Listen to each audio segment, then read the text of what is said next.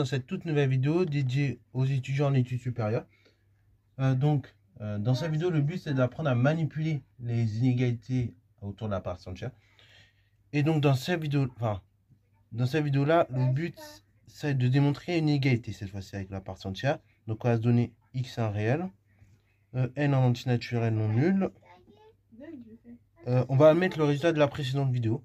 Donc là, ça a été démontré dans la précédente vidéo. On admet que 0 inférieur ou égal à partie entière de nx moins n fois partie entière de x qui est inférieur ou égal à n moins 1. Et donc, le but c'est de montrer que partie entière de nx sur n, c'est exactement égal à partie entière de x. Ok. Donc là, voilà pour ce qu'on va montrer aujourd'hui.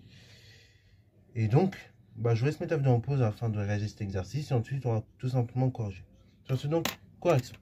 Alors, pareil, si vous voulez démontrer cette inégalité-là, comme je vous l'ai dit, je vous renvoie dans la précédente vidéo. Je vous invite très fortement à essayer de le faire par vous-même, puis ensuite regarder la correction que je propose dans la vidéo. Ça va vous apprendre sûrement des techniques qui sont formatrices. Là, aujourd'hui, on va s'attaquer à démontrer une égalité de partie entière. Ok, bravo. Donc là, bon, quand on voit le truc en état, on se dit, bon, je ne suis pas trop sorti de l'auberge, ça va être compliqué. Ça va être compliqué de montrer cette égalité-là. Donc, il va falloir être malin. Bon, déjà, je vois partie entière de nx sur n. Et j'ai cette inégalité-là. Donc, première chose que je peux tenter de faire, même si je ne vois pas où ça va mener, mais je peux toujours tenter de le faire. Je peux tenter de repartir cette inégalité-là. Retirer donc la chose suivante. Retirer donc, cette fois-ci, partie entière, enfin, moins n fois partie entière de x. Comme ça, on aura ce qu'il faut. Donc 0. Donc là, je retire le moins, enfin, j'ajoute du coup n fois partie entière de x inférieur ou égal à partie entière de nx inférieur ou égal à n-1 plus n fois partie entière de x. Ok, on ajoute n fois partie entière de x. Et après, ce que je peux faire toujours, je peux tout simplement diviser. Je vais tout simplement essayer de diviser par n. Donc je vais avoir x inférieur ou égal à partie entière de nx sur n inférieur ou égal à la chose suivante, inférieur ou égal à n plus 1 plus n partie entière de x sur n. Bon, ce qui est à droite, je vais simplifier un peu. Ça fait donc 1 plus partie entière de x moins 1 sur n. Ok, voilà, donc on arrive à ça. Donc, je vais écrire ce qu'on a en clair. On a donc que partie entière de x, c'est inférieur ou égal à n fois x, tout en partie entière sur n, inférieur ou égal à 1 plus partie entière de x moins 1 sur n. Ok. Donc là, dans un premier temps, on est assez heureux. Pourquoi? Parce que là, on repère tout de suite. Donc on repère.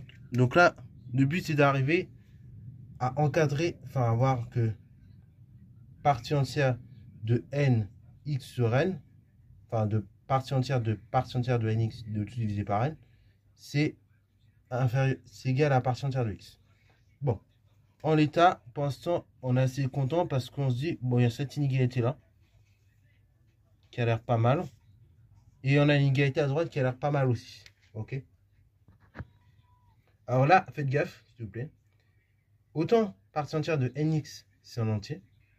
N, c'est également en entier. On le suppose non nul, donc c'est pour ça que je divisé par n. Mais autant le rapport, donc partie entière de nx sur n, c'est pas nécessairement en entier. Ok, c'est une fraction mieux, c'est un rationnel, mais c'est pas en entier. Donc là, faites gaffe. On ne peut pas tout de suite conclure trop vite. Ok. Donc là, maintenant, on va servir de la définition, encore une fois, de partie entière de nx sur n. Ok. Voir qu'est-ce que ça nous donne.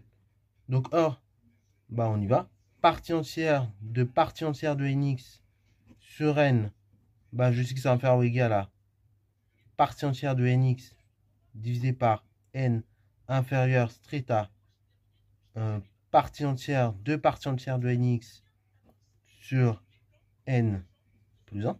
Ça, c'est par définition que l'on a ça. Et une fois que j'ai écrit ça, bon, on se dit, ouais, bon, pourquoi pas. Qu'est-ce que je peux en tirer de ça? Bah, on peut en tirer la chose suivante tout de même, ok? On sait que partie entière de nx sur n, c'est inférieur ou égal à cette quantité-là. Donc, on peut éventuellement tenter d'écrire que ça, c'est inférieur ou égal à ça. Donc là, ainsi, on a que partie entière de nx sur n, c'est inférieur ou égal à la chose suivante. Donc du coup, on peut tenter d'écrire que partie entière de nx sur n, c'est inférieur ou égal à 1 plus partie entière de x moins 1 sur n. Ok? On peut tenter d'écrire ça. Après, qu'est-ce qu'on peut dire? Bon, on peut dire que 1 moins 1 sur n, vu que n est dans n étoiles, 1 moins 1 sur n, au pire, cette quantité-là, elle vaut 0, mais au pire, elle est positive. Ok? Puisqu'au-delà de n égale à 1 sur n, enfin moins 1 sur n plutôt, en valeur absolue, bah, il faut savoir que c'est plus petit que 1. Ok? Bravo. Donc du coup, 1 moins 1 sur n, bah, en clair, cette quantité-là, elle sera positive. Ok? Bravo. Donc, on a partie entière de x plus quelque chose de positif qui est inférieur ou égal à, enfin, qui est strictement plus grand que partie entière de nx sur n. Donc là, bon, pas ouf, vous me direz.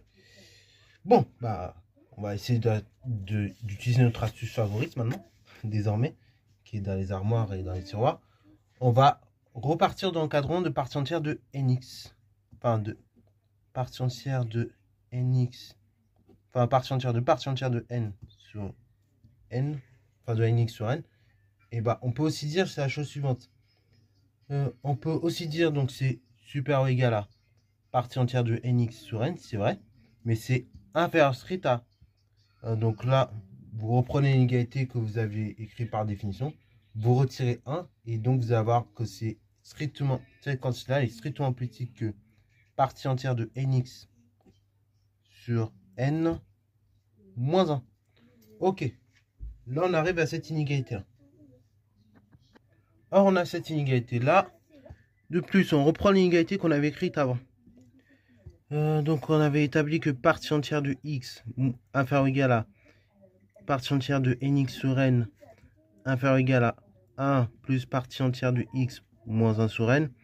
On peut tenter d'écrire dans ce cas-là en ajoutant moins 1 qu'on a partie entière de x moins 1 inférieur ou égal à partie entière de nx sur n inférieur moins 1 du coup inférieur ou égal à partie entière de x moins 1 sur n. Ok. Ainsi, du coup, une fois que j'ai écrit ça, bah, ceci va très clairement nous donner une numération de partie entière de nx sur n. Ok. Donc ainsi, partie entière de nx sur n moins 1, qui est cette quantité-là, on sait qu'elle est plus petite ou égale à cette quantité-là, partie entière de x moins 1.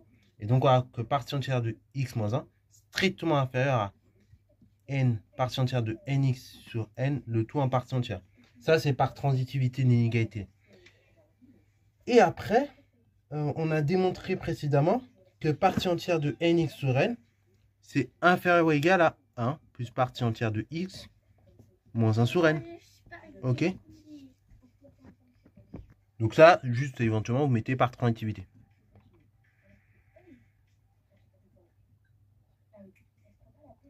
Ok, ça c'est good. Là, on n'est pas loin du raisonnement, on n'est pas loin d'arriver. Regardez, on a un entier qui est strictement plus grand que l'entier précédent. Bon bah, par le même raisonnement qu'on a fait dans la précédente vidéo, vu que vous avez un nombre entier qui est plus petit, plus grand strictement que son précédent, bah, on peut se dire que cet entier-là, donc partie entière de nx sur n, il est inférieur ou égal à partie entière de x. Okay, donc là, on peut préciser, or, partie entière de x moins 1, ça appartient à z. Partie entière de nx sur n, ça appartient également à z. Et au vu de l'encadrement qui est là, on va donc en déduire que partie entière de x inférieur ou égal à partie entière, 2 parties entières de nx sur n, qui est inférieur ou égal à 1 plus partie entière de x moins 1 sur n. Ok, vous avez suivi le raisonnement. Donc là, c'est le même raisonnement qu'on a employé dans la précédente vidéo. On a dit donc, j'ai un entier, il est strictement plus grand que son précédent. Bah, c'est-à-dire que cet entier-là, il peut être égal tout simplement au suivant. Cet entier-là, il peut être égal au suivant de celui-là. Ou bien, il peut être, cet entier-là, il peut être plus grand que celui-là. Ok? Enfin, que le suivant de celui-là. Et donc là, on a gagné. C'est le jackpot. Pourquoi? Parce que j'ai cette inégalité-là. Mais regardez, tout à l'heure, je vous l'ai dit. En fait, j'ai dit, mais j'ai pas beaucoup pointé là-dessus. 1 moins 1 sur n. On a dit que moins 1 sur n, pour n égale à 1, bon bah, moins 1 sur n, ça fait moins 1. Et après, pour n supérieur à 1, c'est inférieur à 1. Ok, en valeur absolue, moins 1 sur n. Donc, bah du coup, par conséquent, 1 moins 1 sur n, pour n supérieur à 1, bah c'est compris entre 0 exclu et 1 exclu. Ok, voilà. Donc en fait, ceci n'est même pas dans entier. Donc, or, on va dire, quel que soit n dans n étoiles, pour écrire ça de manière plus formelle, 1 moins 1 sur n, bah, il est compris au pire entre 0 et tout simplement 1, mais 1 exclu. Ok, parce que là, ici, moins 1 sur n, on n'aura jamais 0. On aura 0, mais asymptotiquement. Donc du coup, on va jamais retirer moins 1 ici. Enfin, on va jamais retirer 0 ici, ok, quand vous faites 1 moins 1 sur n. Donc ça, on a ça qui est compris entre 0 et 1. Et donc, et comme je l'ai dit, de plus, on a la chose suivante. On a que partie entière de x appartient à z et partie entière de nx sur n, c'est également dans z. Ok. Ces deux éléments-là sont des éléments entiers relatifs. Ok. Vous avez le même entier relatif plus une quantité plus petite que 1 qui n'est pas relative. Donc, vous pouvez en déduire par transitive, par cette fois-ci antisymétrie.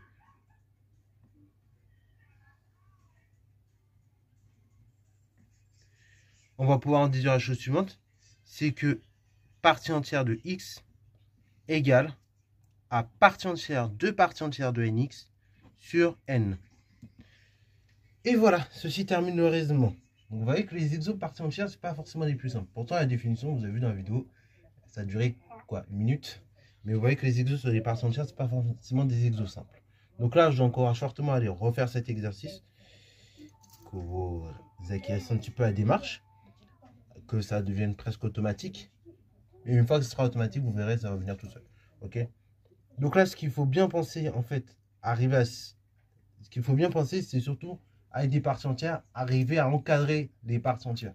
Une fois que vous arrivez à encadrer les parties entières, bah, vous utilisez soit l'antisymétrie, soit le fait que vous avez des entiers naturels, comme j'ai fait là, ou des entiers relatifs. Et après, bah, vous aboutissez facilement aux inégalités, et donc éventuellement là, ici, aux égalités. Ok? Voilà, donc je vous laisse sur cette vidéo-là, j'espère qu'elle t'a plu. Si c'est le cas, n'hésite surtout pas à la liker, commenter et bonne à toi en mathématiques et en sciences.